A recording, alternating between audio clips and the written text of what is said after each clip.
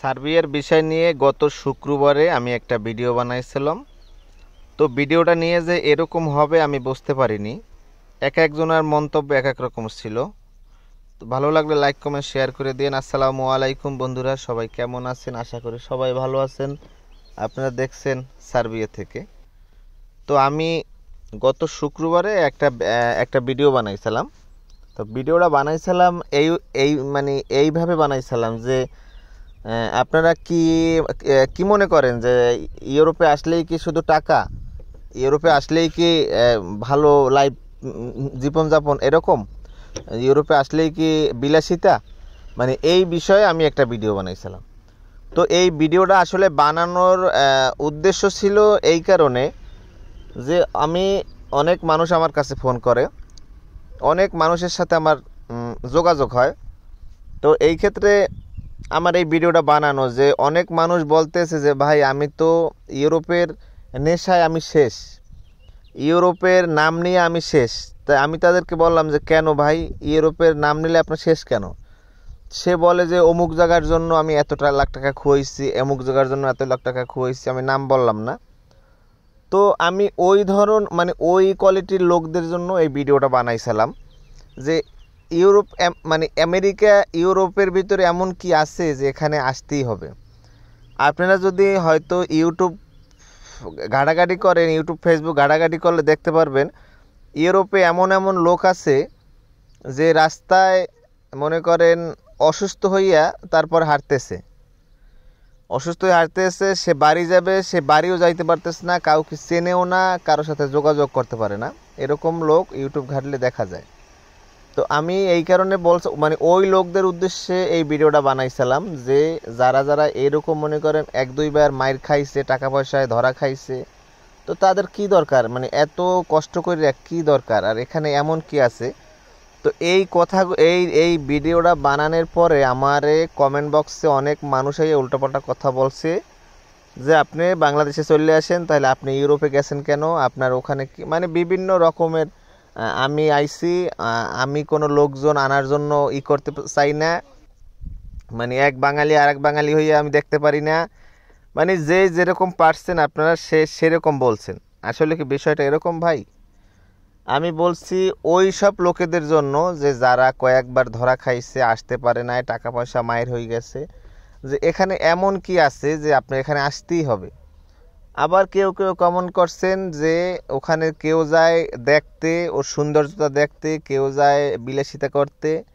এখন যাদের বাবার টাকা পয়সা আছে তারা তো আসবে ভাই, কিন্তু যাদের আমার মতো যারা গরিব, এরা যদি সাপোজ আমি আমার কথা বলি, আমি যদি মনে করেন প্রথম চান্সে যদি আমি ধরা খাইতাম, তাহলে তো আমার কাছে এরকম কোনো শক্তি ছিল না যে আমি পরবর্তী টাইমে আবার টাকা পয়সা জোগাইয়া আবার অন্য এক জায়গায় জমা দেবো। কারণ আমার সর্বোচ্চ দিয়েই আমার যদি 2 টাকা ছিল, ওই 2 টাকা দিয়েই মনে করেন আমি এই দেশে আসতে পারছি ধার উদ্ধার করিয়া, ঠিক আছে। এখন যদি ওই টাকাটা যদি মাইর হয়ে যাইতো, তাহলে তো আর আমি নেক্সটে যে আমি চেষ্টা করতাম, সেই চেষ্টাও আমি করতে পারতাম না।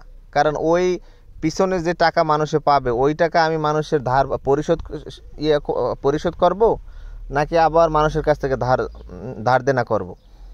তো এখন যারা আসতে চান, যাদের বাপ মার টাকা আছে, অঠাল টাকা আছে, সরকারি টাকা আছে, ঠিক আছে, এরা আসেন, সমস্যা নাই। কিন্তু যারা গরিব, আমার মতো যারা গরিব, এরা ভালো মাধ্যম ধরে আসেন যাতে ধরা না খাওয়া লাগে। আমি বরাবর সবসময় এই কথাগুলো বলি যে ভাই আমি কিন্তু কোনো লোক আনি না, আমি লোক আনতে পারবও না। হ্যাঁ, এখন এইখানে আপনাদের প্রশ্ন আছে। প্রশ্নটা কি? আপনারা বলতে পারেন তাহলে আপনার ভিডিও বানানোর দরকার কি? আমি প্রায় ভিডিওতেই বলি যে ভাই আমার যদি 2-1টা কথার উপকার হয় আপনারা সেইটা শুনবেন, অথবা যদি না শোনেন কোনো সমস্যা নাই। এখন আপনি বলতে পারেন যে আপনি ভিডিও বানাইলে তো আমাকে সামনে আয়, আপনার সামনে গেলে আপনি আমার ভিডিও দেখবেন না এই কারণে যে মানে আমার কথার, মানে আমি যদি একটা কথা বলি, এই কথার আপনার উপকার যদি না হয়, তাহলে আপনি ভিডিও দেখবেন কেন? অবশ্যই আপনি ভিডিও দেখবেন না। যার উপকার হবে সে এই ভিডিও দেখবে। এখন আপনি বলতে পারেন যে ভাই আপনি কি ঠেরের দিয়ে কথা বলতেছেন? না ভাই, এটা কোনো ঠেরের না, এটা আমি আপনাদেরকে বুঝাইতেছি যে আপনারা যদি আমার দুই একটা কথার উপকার আপনারা না নেন, মানে আপনাদের যদি আমার কথার উপকার না লাগে, তাহলে তো আপনার ওই ভিডিও দেখবেন না। যার উপকার হয়, আমার অনেক লোক আছে যে আমার দুই একটা কথায় তাদের অনেক উপকার হয়। তো এখন এই যাদের উপকার হয় আমি তো তাদের জন্য ভিডিও বানাই। এখানে আপনারা আসিয়া মনে করেন অনেক ধরনের কথা বলেন, আপনার ওই দেশে থাকা লাগবে না, আপনি এই দেশে চলে আসেন, আপনি গেছেন, আপনি যাওয়ার পরে এখন আপনি বাঙালি দেখতে পারেন না, নিতে পারেন না।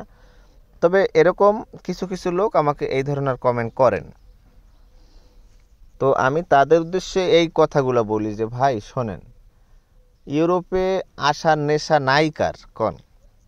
যারা ইউরোপ সম্পর্কে ধারণা আছে, টুকটাক যারা বোঝে, তারা সবসময় চেষ্টা করবে যে আমি ওই মধ্যপ্রাচ্যের কোনো দেশে না যাই, আমি ইউরোপে যাই, আমেরিকায় যাই, এগুলো ভাববে। এটা 100% ভাই ভাববে। এখন এটা নিয়ে যদি আপনারা আমি আপনাদের বললাম, মানে আপনাদের ভালোবাসে কথাটা বললাম, কিন্তু আপনারা বিষয়টা অন্যভাবে নিলেন।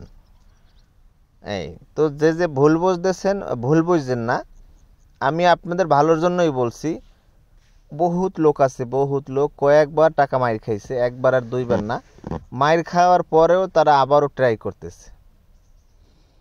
আর অনেক কয়েকজন লোকে আমারে দেখছি কমেন্ট করছেন আপনারা যে আপনি তাহলে ওখানে গেছেন কেন, আপনি দেশে চলে আসেন। শোনেন ভাই, আমার এই দেশে আসার কোনো ইচ্ছেই ছিল না। আমার যাওয়ার কথা ছিল মরক্কো। তা মরক্কো যেখানে যাওয়ার কথা ছিল, ওই চাইনিজদের সাথে যাওয়ার কথা ছিল। তো ওইখানে একটু সমস্যা হয়েছিল, ওই সমস্যার কারণে ওই মরক্কো আর যাওয়া হয় নাই।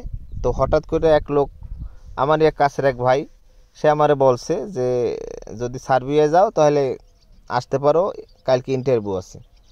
তো আমি কালকে মনে করেন, সে আমারে আজকে বলছে যে কালকে ঢাকায় আসতে হবে। আমার বাড়ির থেকে ঢাকা 200 কিলোমিটার দূরে। তো আমি 200 কিলোমিটার আপনার ওইখানে যাওয়ার পরে যাই আমি ইন্টারভিউ পাই নাই। আমার ইন্টারভিউটা নিয়েছে পরের দিন ইন্টারভিউ নেওয়ার পরে, ওই ইন্টারভিউতে পাশ করার পরে তখন আমার হয়েছে যে না, তাহলে যাইয়ে দেখি। আদৌ আমার সার্বিয়া আসার কোনো ইচ্ছা ছিল না। এটা জানি কীরকম, মানে সর্বোচ্চ, মানে সব কিছু আল্লাহর ইচ্ছে, এখানে আমার কিচ্ছু না। এখন আপনি বলতে পারেন তাহলে সব আল্লাহর ইচ্ছে, তাহলে আপনি আসলেন কেন? এখন চিন্তা করছি যখন সব কিছু হয়েই গেছে এবং কম টাকায় পাইছি, তখন যাই। এই আমার আশাটা ভাই ঠিক এইভাবে। এখন আপনারা যদি আমার দেশে চলে যাইতে কন, আমি কি যাবো ভাই? আমি কতগুলো টাকা দিয়ে আসছি, এটা কি এখন যাওয়া সম্ভব? যার যার ভালো না লাগবে সে কিন্তু ভিডিও দেখবেন না, স্কিপ করে সাথে সাথে স্কিপ করে চলে যাইবেন, ঠিক আছে? তবে আমি আপনাদেরকে বলছিলাম ভালোর জন্য, হয়তো আপনারা বিষয়টা অন্যভাবে নিয়ে এনেছেন। যাই হোক, আমার কথাকে কষ্ট নিয়েন না ভাই। আমারে অনেক মানুষই অনেক রকমের কথা বলছেন, শুনছি। আমি এটা নিয়ে রাগ করি নাই, কারণ আপনারা হয়তো আমার মতো এরকমেরই। তা ঠিক আছে, যে যেখান থেকে দেখছেন সবাই ভালো থাকবেন, আমার জন্য দোয়া করবেন, আমি আপনাদের জন্য দোয়া করি। আল্লাহ আপনাদেরকে ভালো রাখুক। আর যারা যারা ইউরোপ কান্ট্রিতে যারা যারা আসতে চান, আল্লাহ যেন আপনাদের মনের আশা পূরণ করে, এটাই বলবো। তো যে যেখান থেকেই দেখছেন সবাই ভালো থাকবেন। আল্লাহ হাফেজ।